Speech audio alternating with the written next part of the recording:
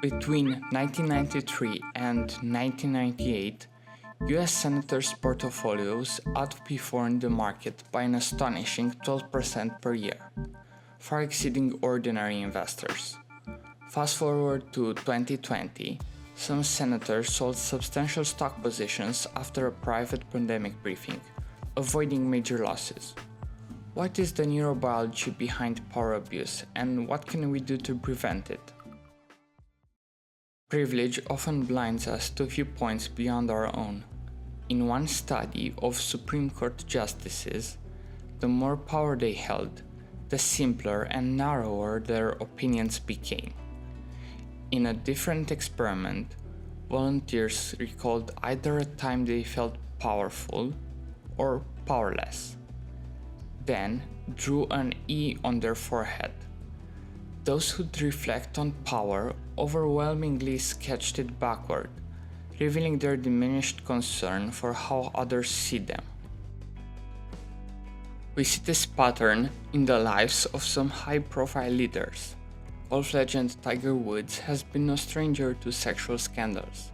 Sticking with the theme, Arnold Schwarzenegger, the ultimate alpha figure, pulled off hiding a secret kid with a housemate for a whole decade. Yet, power needn't corrupt.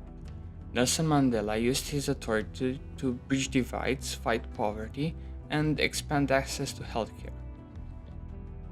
This behavior can be at least partly understood by the studies of Paul Zak. Let's start with the game setup.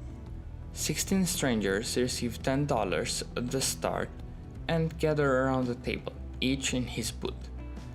Then the computer randomly makes pairs. Player A can choose to transfer any amount from nothing to the whole sum from his account to player B. The thing is, the transferred sum gets tripled in player B's account. Now, player B has to make a choice.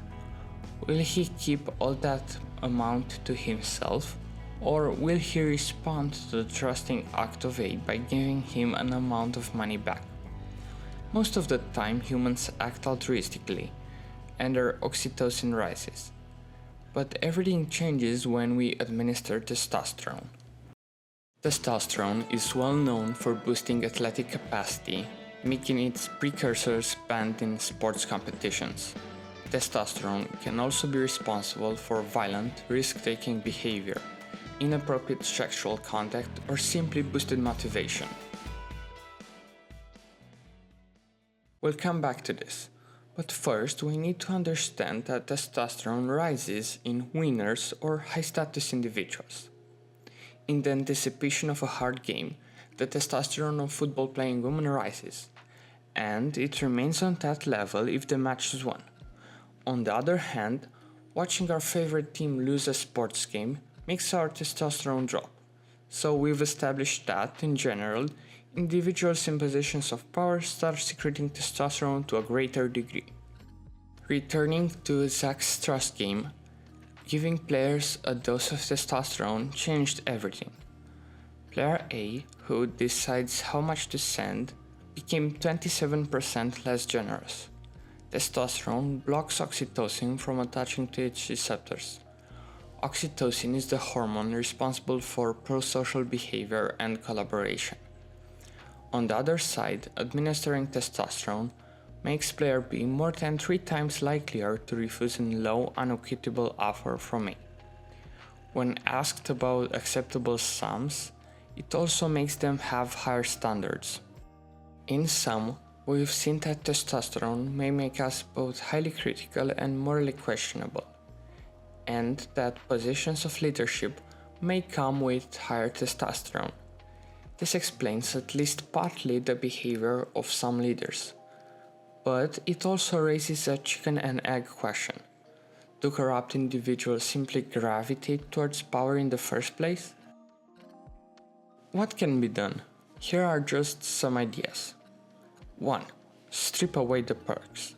Make positions of power less attractive to those that only want to benefit from the given privileges, by reducing them. In light of this idea, a question arises. Should members of Congress be allowed to trade stocks, given that they can rely on private information. And 2. Cultivate gratitude and accountability in the organization's atmosphere. Encourage cultures where leaders credit collaborators and acknowledge help received so they feel less entitled.